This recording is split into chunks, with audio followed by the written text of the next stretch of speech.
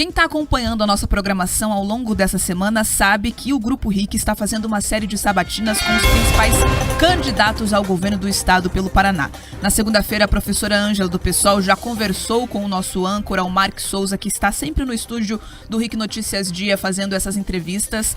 Ontem, o entrevistado da vez foi Ricardo Gomide, o candidato pelo PDT, e hoje quem terá ali o momento de sabatina é o candidato pelo PT, Roberto Requião, que já foi governador aqui pelo Paraná. Essa série de entrevistas é muito importante para que você, eleitor, possa escutar o que o candidato diz ali ao vivo e sem filtros, sem o verniz do marketing, para você poder entender de fato quais são as propostas e quais são as respostas que esses candidatos devem aos eleitores paranaenses. A partir disso, então, o Grupo RIC formulou essa multiplataforma que é o site votonaric.com.br. Acesse lá e também você pode encontrar no nosso canal no YouTube Jovem Pan Grupo RIC ou no canal do YouTube RIC Notícias 24H todos os detalhes sobre as entrevistas que já foram exibidas na segunda, na terça, essa de hoje e a de amanhã também vai ficar sempre na íntegra na internet. Não deixe de compartilhar com as pessoas que você conhece, porque isso pode te ajudar a formular o seu voto. É com interesse nisso que o Grupo RIC sempre faz essa cobertura política. Vamos ao estúdio do RIC Notícias.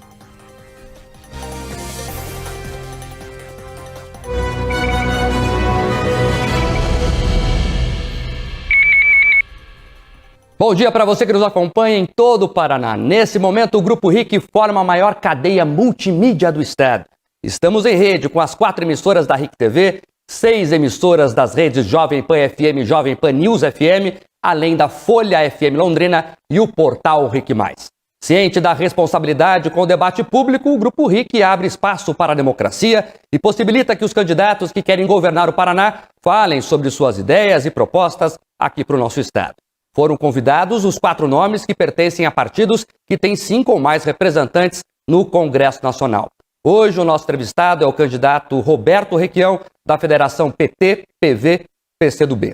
Um jornalista do Grupo RIC vai me acompanhar durante a entrevista. Hoje quem está comigo é o nosso anfitrião, o competente Guilherme Rivaroli, apresentador do RIC Notícias Dia na TV e também na rádio Jovem Pan News. Bom dia, Riva. Bom dia para você, Mark, e para todo mundo que nos acompanha aí nesse pool de emissoras de rádio, televisão e também o nosso portal para a gente exercitar a festa da democracia. Esse é o objetivo. Candidato, bom dia. Seu tempo começa a partir de agora. A primeira pergunta, candidato, é sobre o pedágio. O senhor já prometeu em eleições passadas baixar ou acabar. Aconteceu nem uma coisa nem outra. Nós estamos sem pedágio nesse momento. Queria que o senhor fizesse uma avaliação do que está acontecendo e qual a sua proposta para uma próxima gestão. O pedágio acabou agora porque acabou o contrato. Eu briguei contra isso desde o primeiro dia. Eu fui governador. Por 42 vezes eu recusei o aumento. Mas as pedageiras iam para a justiça, o Ministério Público do Paraná dava parecer favorável ao aumento contra o governador e contra o povo, e o Ministério Público do Deltan Dallagnol, federal, dava também, porque eram estradas federais e estaduais. O juiz singular concedia o aumento que eu achava rigorosamente absurdo, um roubo. E nunca ia para a turma ou para o grupo. Era o juiz monocrático que dava a sentença absurda. Logo mais adiante pediam outro, e isso foi ao longo do tempo. Agora, hoje, todo mundo sabe que o pedágio do Paraná foi o maior roubo da história do Brasil. O Tribunal de Contas da União se cobraram 5 vezes mais. O Tribunal de Contas do Estado já se manifestou e até os ministérios públicos que apoiavam, a meu ver, a roubalheira naquele momento, se manifestaram contra o pedágio, dizendo que ele é um roubo.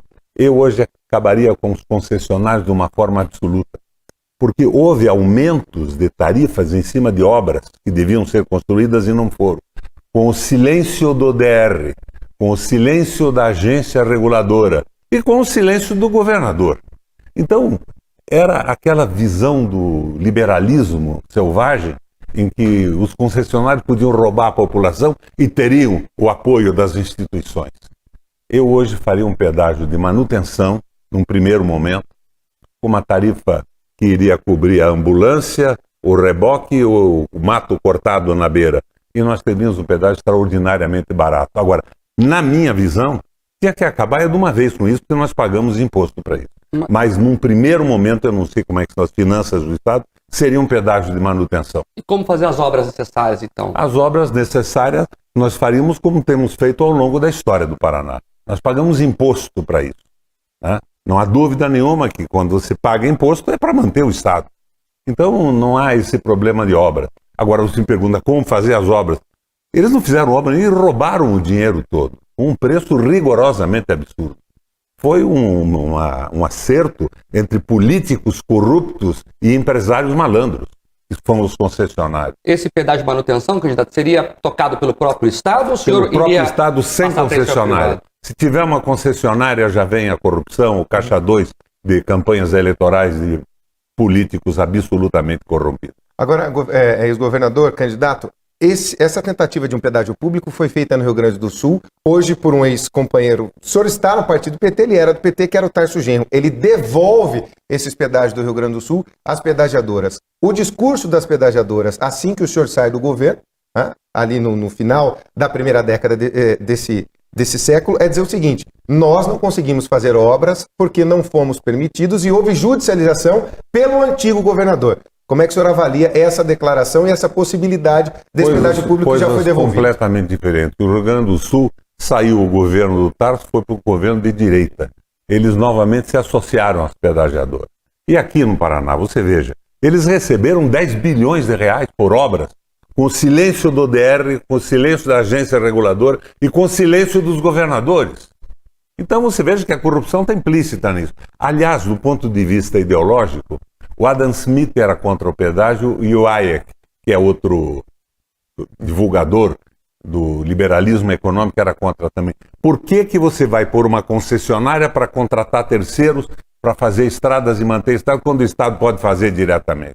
Isso é um projeto completamente fora do razoável.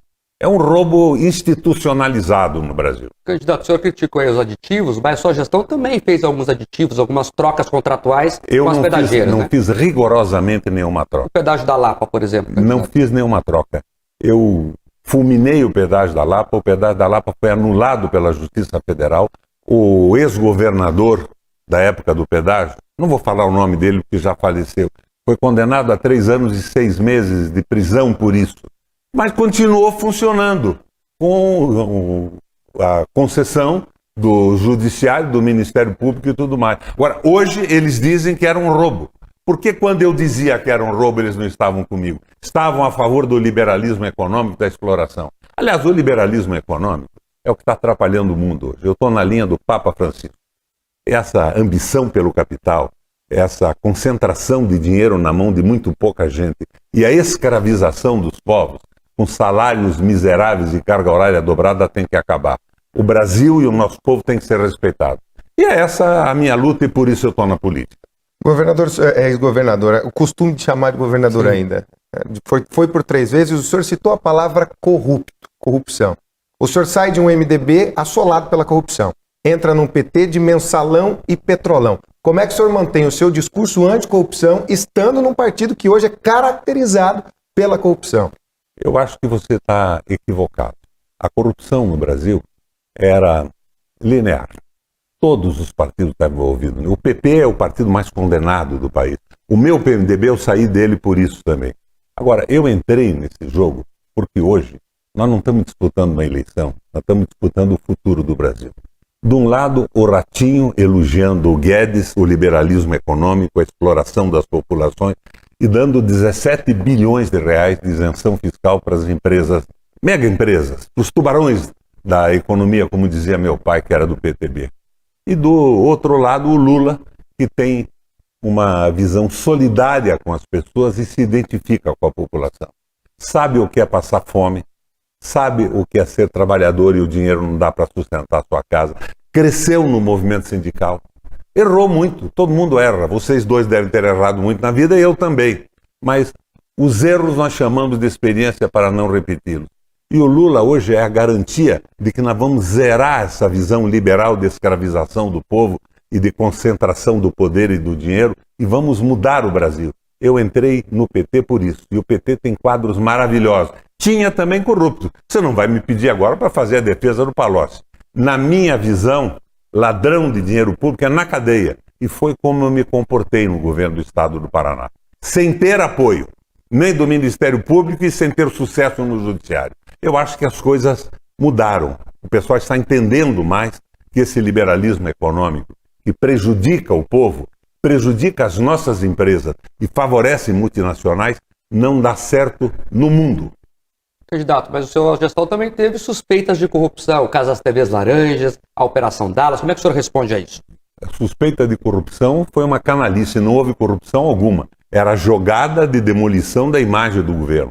Jamais houve corrupção no meu governo. Eu não vou dizer para você de uma forma absoluta, porque o governo é uma coisa monstruosa. Alguém um dia ficou com uma diária aqui e ali e nós nem sabemos disso. Agora, essa história de TV laranja foi uma canalice da Joyce Hasselmann e nós fomos absolvidos de forma absoluta pelo Judiciário. Candidato, vamos trocar de assunto, falar de agronegócio. O senhor tem feito menções aí positivas ao MST, chegou a criticar a propriedade privada recentemente no evento com Lula. Como é que o senhor está conversando com esse setor e como é que o senhor vê o MST hoje? Não gostei da pergunta, eu nunca critiquei a propriedade privada. O senhor falou eu que sempre fui industrial, só Deus pode assinar eu fui título de industrial, fui comerciante antes de dedicar a minha vida à melhoria da vida dos outros. Eu acho que essa história de você pensar que a riqueza é o fim da vida de uma pessoa te garante um enterro na avenida principal do cemitério. Você tem que fazer da sua vida, da sua experiência, alguma coisa útil para o conjunto da sociedade, mais justiça. Eu estou na linha do Papa Francisco. Eu acho que o MST hoje mudou muito. O MST hoje tem cooperativas, está produzindo, é o maior produtor de arroz integral do mundo, o maior produtor do Brasil. As coisas vão evoluindo à medida que o mundo avança, as informações fluem. Agora, o direito à propriedade é fundamental na economia do mundo. Não existe mais país que negue isso. O que eu acho é que a pequena propriedade diversificada tem que ser apoiada de forma forte no Brasil. E as cooperativas e o agro não podem falar mal de mim. Quando eu fui governador, eu fui 3 vezes, eu me comportei com eles de uma forma extraordinariamente positiva. Eu levei esse pessoal nas minhas viagens à China, por exemplo, para abrir mercado. Levei ao Japão, viajaram junto comigo e não podem reclamar de nada. Agora, a pequena propriedade diversificada é que põe comida na sua mesa.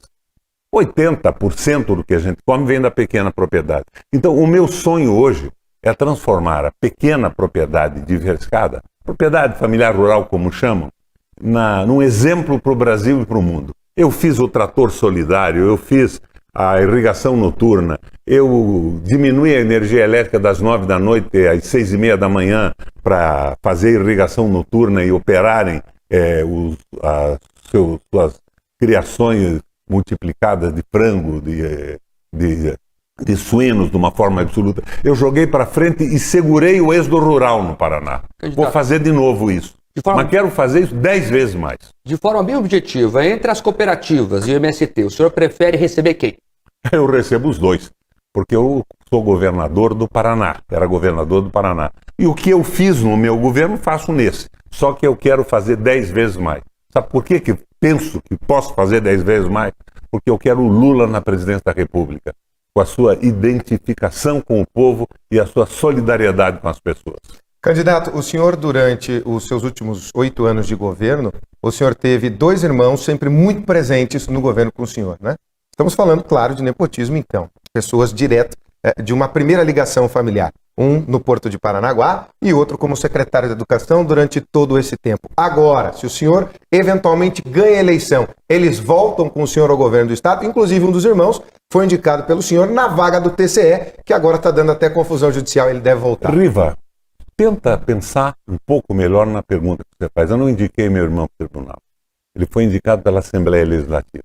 Riva, se você fosse meu irmão e fizesse um concurso público, eu iria me negar a nomeá-lo? Se eu não tivesse nomeado o indicado pela Assembleia Legislativa, eu estaria cometendo crime de responsabilidade, poderia ser condenado até preso por isso. São coisas completamente diferentes. O senhor ajudou na articulação, o meu irmão foi candidato? afastado e hoje ganhou nos tribunais superiores de 5-0 para ser reconduzido. O senhor ajudou na não fui eu articulação, que né, nomeei. Mas o senhor ajudou na articulação com a Assembleia, né? Como? O senhor ajudou na articulação com a Assembleia para a eleição do Maurício nunca me meti na Assembleia Legislativa. Eu era governador do Paraná. O meu irmão foi secretário de Educação e cá entre nós, qual foi o resultado do Maurício Requião na Secretaria de Educação, nós atingimos o primeiro lugar em qualidade de educação no Brasil. Nós fizemos a formação continuada dos professores, nós pusemos internet em todas as escolas, nós fizemos o livro didático público dando de graça para os alunos de toda a estrutura do Estado. Foi um avanço fantástico da educação pública no Brasil. Bem objetiva. Foi ele que me ajudou a fazer isso. Mas o senhor hoje nomearia novamente seus irmãos por uma dimensão pública? Se fosse indispensável, eu nomearia. O parentesco não é uma cláusula infamante, mas não deve ser também um fator positivo. Eu acho que a safadeza é nomear um cabo eleitoral, é nomear um corrupto para arrecadar dinheiro. Vejam os governos que eu condenei. Por que eu sou candidato a governador hoje? Porque não tem governo no Paraná. O Rato botou ontem, na televisão, antes de ontem, o seu grande projeto. Residência para os idosos. É um troço bacana, não é? Você não acha bacana? 40 casas ele fez em parceria com o município. Ele apresentou 40 casinhas que são alugadas para os idosos. Às vezes não tem o que mostrar. Tirou fotografia junto com a ponte que liga o Paraguai ao Brasil, que foi feita, projetada por Itaipu, paga 100% por Itaipu, contorno de Cascavel, a boiadeira, o contorno, algumas pequenas obras, todas de Itaipu. Não tem uma obra nesse governo. Eu sou candidato para preencher o vazio do governo do Paraná. Candidato, vamos falar sobre privatizações. O Paraná discute abertamente hoje privatizar a Ferroeste e privatizar a Compagás. Como é que o senhor vê essa discussão? Eu criei a Ferroeste, construí junto com o Exército Brasileiro e fui eu que fundei a Compagás. Eles querem vender. Então, é só grande negócio. O povo não está incluído nesse negócio. Mas mais do que isso, eles estão privatizando a Copel. Eles fizeram uma reunião do Conselho de Administração e resolveram que a Copel praticará sempre o preço mais alto possível. E o presidente da Copel, que é o presidente do Ratinho, diz o seguinte: a Copel é do mercado e dos acionistas. Os acionistas são minoritários e nós estamos pagando uma tarifa que é um verdadeiro roubo. Então fica aqui com vocês dois, Mac e Rival, o meu compromisso. Eu assumo o governo do Estado e ponho na rua toda essa gente que está sacrificando o povo do Paraná com tarifas que são um verdadeiro roubo. Eu demito todos e ponho a Copel e a Sanepar a serviço da população, como já fiz no passado. A Copel foi fundada pelo Bento Munhoz da Rocha em 54, para eletrificar o Paraná, o interior, possibilitar a existência das empresas. Hoje não. As empresas estão sendo sacrificadas com uma tarifa absurda. Sabe para quê? Sabe quem são os sócios minoritários? Ford Corporation, Caterpillar, bombeiros e policiais de estados americanos, fundos de pensão de estados americanos. E nós estamos sendo roubados para melhorar o salário da aposentadoria, enquanto aqui não se corrige a defasagem de uma servente de uma escola. É o raio da visão liberal. O Ratinho disse que a sua adoração máxima no Brasil é o Guedes, que o Guedes é o gênio da economia. Eu acho que o Guedes é o fracasso desse governo, que iludiu o povo. O Bolsonaro se elegeu nesse processo de ilusão, que ia modificar as coisas, e que não deu certo nem aqui nem no mundo. Então nós temos que modificar esse processo. Agora, não aceito que façam com a Copel o que estão fazendo. Sobre a Ferroeste, candidato, tem um novo projeto aí, um investimento bilionário. Se não privatizar, como faz a obra? Me perdoa novamente. Dá uma verificada antes de me fazer essas perguntas. O novo projeto é meu. Eu fiz a Ferroeste e fiz o projeto. Eu fiz a Ferroeste com o Exército até terminar o meu mandato. Depois do meu mandato, não fizeram mais nada. Hoje, eles estão inventando um novo projeto, que é o meu projeto, de ir a Mato Grosso, de ir ao Paraguai, e querem vender a Ferroeste. Eles querem entregar para a iniciativa privada. Eu fiz a Ferroeste para baixar o preço do transporte, da nossa produção, inclusive do agronegócio das grandes cooperativas. Eles querem privatizar. Privatizando, os donos da Ferroeste querem o quê? Vão cobrar a tarifa mais alta possível para ganhar dinheiro o mais possível, ferrando a estrutura econômica do Paraná. Agora, é claro que a Ferroeste é um projeto bacana, mas não é do Ratinho, é meu, e o projeto é meu também. Mas como, então, conseguir mais de R$ 1 bilhão para fazer o investimento se não privatizar? Não há problema nenhum nisso. Primeiro que esse bilhão eu reduzo, porque foi a ferrovia mais barata do Brasil que eu fiz em parceria com o Exército. Agora, querem fazer é a venda da Ferroeste. querem, já venderam a Copel Telecom. Você vê se é possível isso. Ela era altamente lucrativa. Eu coloquei internet gratuita em 2.200, 2.300 escolas, 25 mil salas de aula. Venderam para um grupo do Tanuri, venderam para o raio do grupo e em seguida o Ratinho aluga de quem comprou por 180 milhões por ano. Isso não é uma coisa séria, tem que ser investigado. Você veja, por exemplo, a outra brincadeira que estão fazendo, engordamento da praia de Matinhos. O meu secretário do litoral chamava-se Forte Neto, melhor urbanista do Brasil. Quando eu saí, estava pronto o projeto, 50 milhões de reais. Camboriú fez a mesma coisa por 70 milhões de reais. O Estado orçou o projeto em 500, licitou por 317, com 7 empresas. Isso chama-se o quê? Na suposição da corrupção brasileira, é um rachide. Para que 7 empresas para tirar areia do mar alto e jogar na praia? Isso é uma coisa que devia ser profundamente investigada. E vou fazer isso logo depois da posse. A gente vai aproveitar essa reta final para falar sobre política. O senhor deixou o MDB, está no PT, se coloca como candidato de Lula. O Lula tem cerca de 30% dos votos no Paraná, segundo os institutos de pesquisa. O senhor não conseguiu chegar nessa casa ainda. O que está acontecendo? Bom, você sabe o que está acontecendo melhor do que eu. O Rato botou 161 milhões de reais no orçamento do Estado para fazer propaganda. Eu, nos últimos 10 anos, não fui entrevistado por televisão alguma no Paraná. Estou sensibilizado com esse espaço que vocês me oferecem aqui. Porque eu, no começo do meu primeiro governo, recebi uma pressão do setor. Eles queriam que eu pusesse 2 bilhões de reais no orçamento, como tinha feito o governador anterior, para remunerar as televisões e as redes de comunicação. E disseram, se você não fizer isso, pelo menos foi a notícia que me deu o meu secretário de comunicação na época, você vai apanhar de manhã, de tarde, de noite. Eu tirei essa verba do orçamento e construí hospitais e escolas com essa verba. Fiquei com uma má vontade danada. O Rato tem uma rede de rádio de 104 outorgas de antena. Então eu não tive espaço para falar. Agora a pesquisa qualitativa demonstra que essa é a campanha mais fácil que eu enfrentei na minha vida. O Paraná inteiro sabe que o Rato não é governador. Mas ele cobriu essa ausência de trabalho no Estado com uma propaganda caríssima. E eu preciso só do espaço como esse que vocês estão me dando aqui. Eu pergunto ao pessoal que está nos assistindo, o que vocês acham quando eu digo que não há governo no Paraná? E que nós fizemos um governo positivo, que eu tenho experiência, que eu tenho identidade com a população, e tenho solidariedade com as pessoas e vou transformar o Paraná num bom estado novamente. O tempo, candidato, o senhor tem 1 minuto para falar com os paranaenses. Minha gente, quero agradecer aqui a RIC pelo espaço, que é o que me falta, e mostrar que eu faço política por indignação. Eu estou indignado com mulheres assaltando um caminhão de lixo para alimentar a família, assando pé de frango, açougues vendendo ossos para que as famílias façam uma sopa e que antes dessa crise o osso era um descarte que jogavam fora. Eu acho que o Paraná não tem governo.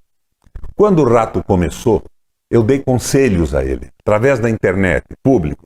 Ele não acatou nenhum. Ele elogia o Guedes, ele acha que tem que haver a concentração de renda, que é o projeto do Guedes, e é a favor dessa semi-escravização da população. Nós estamos com desemprego. Eu e a minha mulher fazemos mercado uma vez por semana. A cada semana, o mesmo dinheiro compra muito menos coisa. Nós estamos com um governo que guerreia com o magistério público, que não faz concurso para professor nem para médico nos 44 hospitais que eu aparelhei para a regionalização da medicina, que acabou com a clínica da mulher e da criança. Então, eu quero substituir este vazio do governo do Paraná. Obrigado, candidato. E assim nós finalizamos nosso 3º dia de sabatinas com os candidatos ao governo aqui do Paraná. Amanhã, o nosso entrevistado será o candidato Ratinho Júnior do PSD. É com você, Manuel.